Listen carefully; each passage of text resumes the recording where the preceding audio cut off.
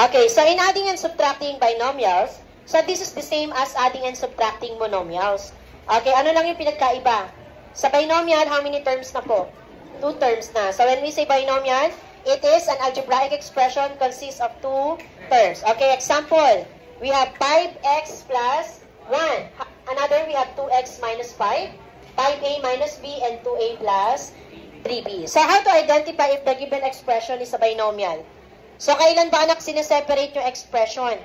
Very good. Kapag nakakita tayo ng sign na plus or minus, meaning sineseparate nung plus or minus sign yung expression, hinahati po. O for example here, 5x plus 1, meron tayong operation na plus sign. So meaning nahati yung expression sa dalawa, kaya naging binomial.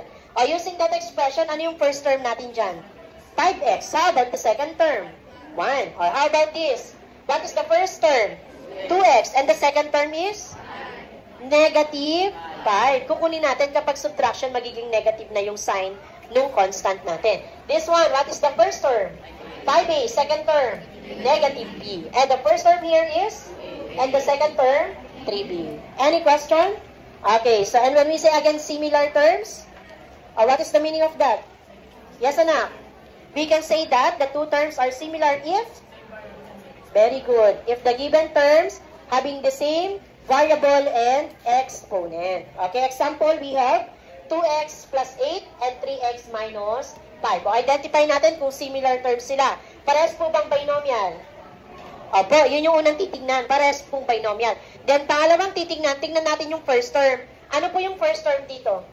2x dito? Okay, parehas ba ng variable? Yung exponent din po ba ay parehas? Okay, meaning yung first term niya parehas. Tingnan natin yung second term. Ano yung second term? 8 at negative? Okay, the question is, parehas ba silang constant? Ano yung constant? Number lang, walang katabing letter. Parehas po bang number lang? O, ibig sabihin, similar terms sila. Kailangan parehas yung first term at yung second term. Kahit magkaiba anak ng number yan, kasi ang pinag-uusapan na sa second term ay constant na. Ito yung number na walang katabing variable or letter.